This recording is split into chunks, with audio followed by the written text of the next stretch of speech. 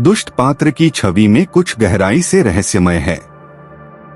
भले ही हमें पता हो कि वह गलत पक्ष पर है, भले ही उसके कर्म नैतिक रूप से निंदनीय या दयनीय हो, हम उसे बस अनदेखा नहीं कर पाते। कभी भी हम नायक की तुलना में दुष्ट पात्र में ज्यादा रुचि लेते हैं, और यह संयोग नहीं है। एक प्राचीन, लगभग आदिम आकर्षण मौजूद है जो हमें बुराई की ओर जिज्ञासा के साथ देखने पर मजबूर करती है। हम समझना चाहते हैं, व्याख्यायित करना चाहते हैं, शायद यहाँ तक कि न्याय संगत ठहराना चाहते हैं। लेकिन सबसे ऊपर हम यह जानना चाहते हैं कि आखिर क्यों इन सब के बावजूद ये पात्र हमें आकर्षित करते हैं। बुराई की अपनी एक सौंदर्य शास्त्र है, एक प्रकार की खतरनाक सुंदरता जो रहस्य, शक्ति, बुद्धिमत्ता और उल्लंघन को मिश्रित करती है। और दुष्ट पात्र अक्सर इस संपूर्ण पैकेज का प्रतिरूप होता है। वह उन नियमों से बंधा नहीं है जो हमें प्रभारी करते हैं। वह स्वतंत्रता के साथ कार्य करता है, भले ही विनाशकारी हो। वह दुस्साहसी होता है जबकि अन्य झिझकते हैं। और इस कंट्रास्ट में कुछ आकर्षक जन्म लेता है, यह धारणा कि वहां शक्ति मौजूद है, भले ही अर्थ अंधेरा हो। लेकिन बुराई के प्रति आकर्षण केवल फिल्म, साहित्य या धारावाहिकों तक सीमित नहीं है। यह इस बात में भी दिखता है कि हम वास्तविक लोगों के प्रति कैसे प्रतिक्रिया करते हैं। सत्ता प्रधान नेता, करिश्माई व्यक्ति, मनोचालू लोग अक्सर हमें सम्मान, प्रशंसा या यहाँ तक की इच्छा जगाते हैं। भले ही हम जानें कि उनकी मंशाएं महान न हो, उनके आत्मनिर्भर तरीके, सिस्टम को चुनौती देने का अंदाज, शक्ति की जगह पर कब्जा करने का तरीका, ये हमारे ध्यान को बांध लेते हैं। इसके पीछे क्या है?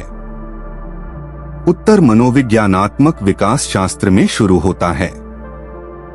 हजारों वर्षों से मानव को धमकी पहचानने, शक्तिशाली नेताओं की पहचान करने और अस्थिर पर्यावरण में जीवित रहने के लिए आकार दिया गया है। प्राचीन जनजातियों और समाजों में प्रभुत्वशाली, भले ही आक्रामक व्यक्तित्व सुरक्षा और अधिकार का प्रतीक थे। शक्तिधारी के समीप होना अक्सर जीवित रहने का मामला था। यह सहज प्रवृत्ति आधुनिक समय में अनुकूलित हो सकती है, पर समाप्त नहीं हुई। आज यह उन व्यक्तित्वों के प्रति आकर्षण के रूप में प्रकट होती है जो शक्ति, दुस्साहस या नियंत्रण को धारण करते हैं, भले ही बुराई के लिए। एक अन्य महत्वपूर्ण कारक है प्रतिमान की प्रभावशीलता। दुष्ट पात्र या दुष्ट रूप में व्यक्त व्यक्ति हमारे भीतर दबे कुचले प्रवृत्तियों का आईना होता है। हम सभी के अंदर क्रोध, ईर्ष्या, प्रतिशोध की इच्छा या नियमों को चुनिंदा रूप से चुनौती देने की चाह होती है। लेकिन नैतिकता और सामाजिक सहअस्तित्व ने हमें इन भावनाओं को नियंत्रित करना सिखाया है। जब हम उस पात्र को देखते हैं जो बिना संशोधन के कार्य करता है, जो वो करता है जिसे हम सामान्यतः नहीं कर सकते, तो हमें एक तरह की प्रतीकात्मक मुक्ति मिलती है। वह वही कर रहा है जो हम कर नहीं सकते। वह वही है जिसे हमने होने से इनकार किया है। यह प्रतिमान एक प्रकार की कथारणा शक्ति, कैथारसिस है।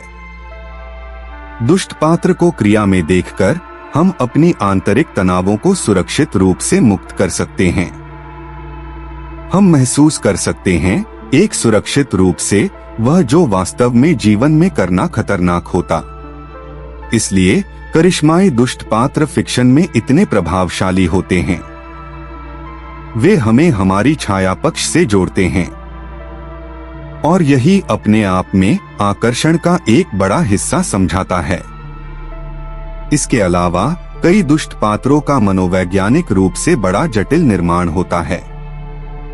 उनके पास आघात, अस्वीकृति की कहानियां, अपनापन की चाह या विकृत आदर्श होते हैं जिन्होंने उन्हें जो बनाया है वह बनाता है।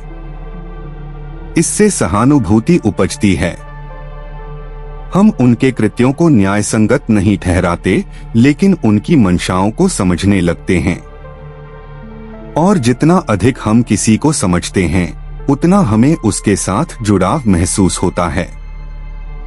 यह न केवल काल्पनिक दुष्ट पात्रों के लिए बल्कि वास्तविक लोगों के लिए भी है, जिनके व्यवहार नैतिक रूप से प्रश्नवाचक हैं, पर जिनके साथ दर्द या परित्याग की कहानी जुड़ी है।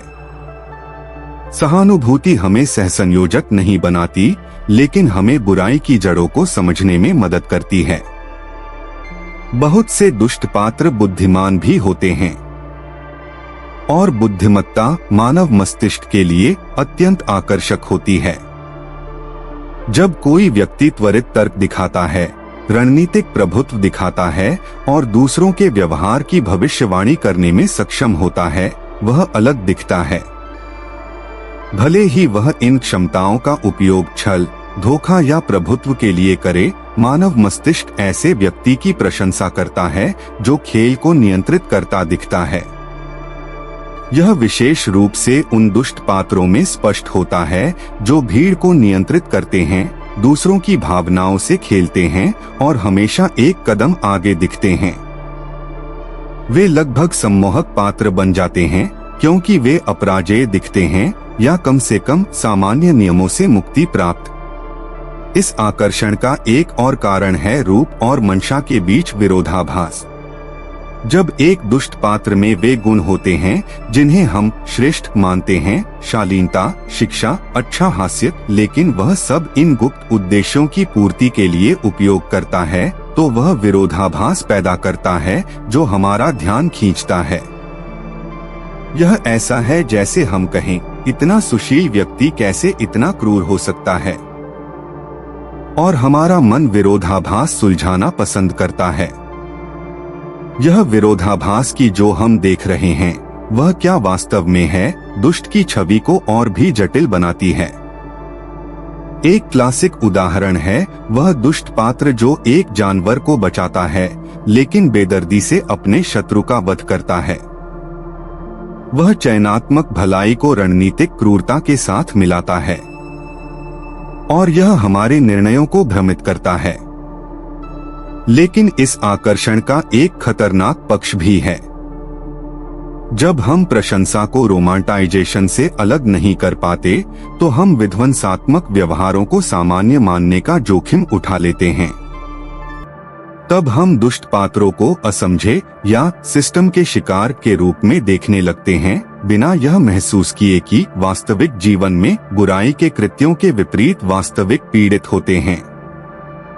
बुराई का रोमांटाइजेशन सिर्फ व्याख्या की गलती नहीं है, यह अस्वीकृत व्यवहारों, दुरुपयोग संबंधों और विनाशकारी विकल्पों तक ले जा सकता है। मानव संबंधों की मनोविज्ञान में यह तब स्पष्ट होता है जब कोई व्यक्ति ठंडा, नियंत्रक या स्वार्थी व्यक्ति प्रति आकर्षित महसूस करता है, उन्हें शक्ति या स्वतंत्रता के संकेत के रूप में व्याख्यायित करता है। जो आत्मविश्वास प्रतीत होता है वह नार्सिसिज्म हो सकता है।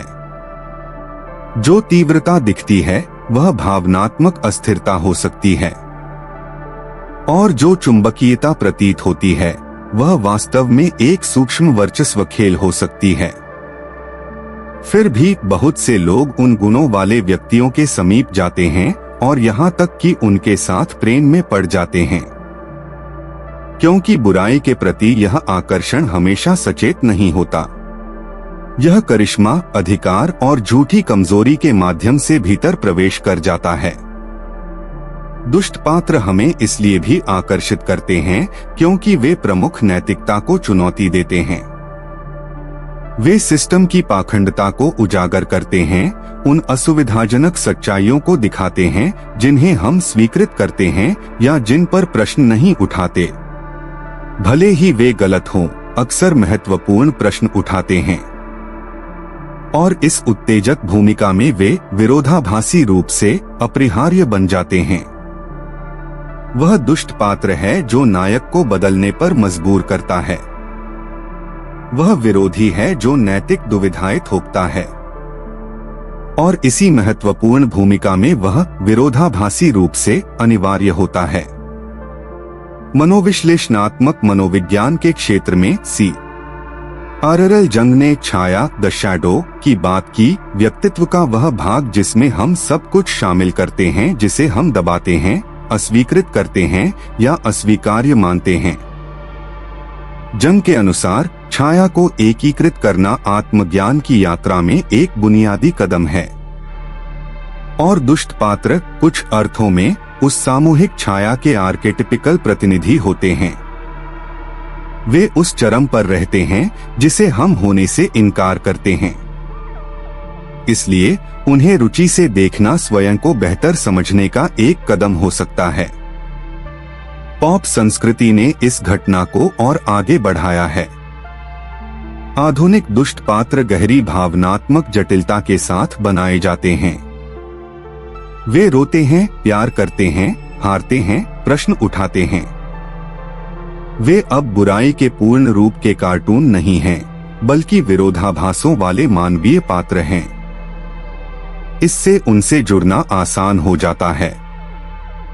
कुछ मामलों में हम उनकी मुक्ति की कामना करने लगते हैं, अन्य में हम उनकी पतन पर शोक करते हैं। दर्शक भावनात्मक रूप से जुड़ते हैं, भले ही वे जानें कि इन पात्रों ने क्रूरताएं की हैं। यह दिखाता है कि बुराई के प्रति आकर्षण हिंसा स्वरूपता से कम, बल्कि उसके पीछे की भावनात्मक यात्रा से अधिक संबंधित है।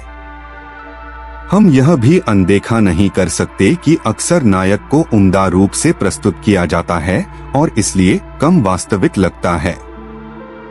वह सभी नियमों का पालन करता है, कभी गंभीर गलती नहीं करता, हमेशा निस्वार्थ होता है। इस प्रकार की पूर्णता दूरी पैदा करती है। वहीं दुष्ट पात्र अपनी कमियों और जटिलताओं के साथ अधिक वास्तविक लगता है, और वास्तविकता भले ही नैतिक रूप से संदेहास्पद हो, आकर्षित करती है। असली लोग विरोधाभासों से बने होते हैं और अच्छी तरह बने दुष्ट पात्र भी। इसलिए कई कहानियों में वे नायकों से ज्यादा जीवंत लगते हैं। कुछ मामलों में दुष्ट पात्र बगावत का प्रतीक होते हैं। वे दुनिया को जैसा है वैसा स्वीकार नहीं करते। वे स्थापित शक्ति को चुनौती देते हैं, भले ही उनके तरीके विनाशकारी हों। उनकी विद्रोह उन लोगों में प्रतिध्वनित होती है जो खुद को असहाय या दमनात्मक महसूस करते हैं, और यह प्रतिध्वनि जुड़ाव पैदा करती है। यहाँ आकर्षण अपराध की ओर नहीं, बल्कि खेल के नियमों के प्रति असंतोष की ओर है।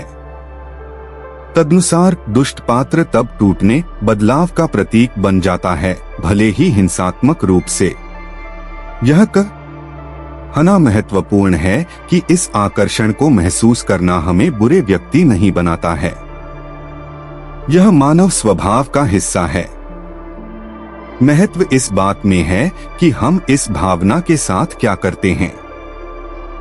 हम इसे चिंतन, आत्मज्ञान और नैतिक प्रश्नोद्घाटन के लिए उपयोग कर सकते हैं, या हम इसे अनदेखा कर सकते हैं, यह नाटक करते हुए कि केवल अच्छाई हमें आकर्षित करती है, और इस प्रकार मानव अनुभव के एक महत्वपूर्ण हिस्से को नकार सकते हैं।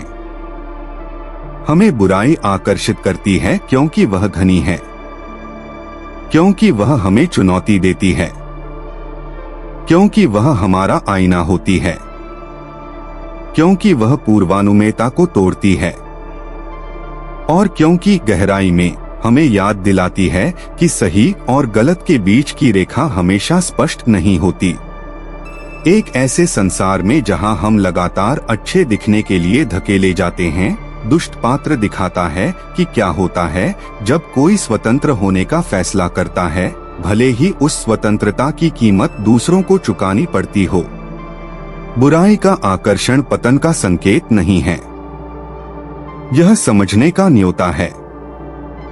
जितना अधिक हम यह समझते हैं कि हमें दुष्ट पात्रों में क्या आकर्षित करता है, उतना ही अधिक हम अपनी ही संघर्षों को समझ सकते हैं। और जितना अधिक हम बुराई की मनोविज्ञान को समझते हैं, उतने ही अधिक तैयार होते हैं उसे सामना करने के लिए बाहर और अपनी अंदरूनी दुनिया में भी, क्योंकि अंततः बुराई के प्रति आकर्षण उसके बारे में नहीं है, यह हमारे बारे में है। पर्दे गिरते हैं, लेकिन खेल जारी है। देखो, मौन रहो, नियंत्रण रखो। मस्तिष्क के पर्दे के पीछे, वहीं पर सब वास्तव में होता है। अंधेरे रंगमंच, जहां कुछ भी वैसा नहीं जैसा लगता। अगर मंच ने तुमको कुछ दिखाया है जिसे तुमने कभी नहीं देखा, मौन मत जाओ, उसे आनंद लो। उसे उन लोगों के साथ साझा करो जो अभी भी अंधेरे में जी रहे हैं। और सब्सक्राइब करो, पहले कि पर्दे पूरी तरह नीचे गिर जाएं।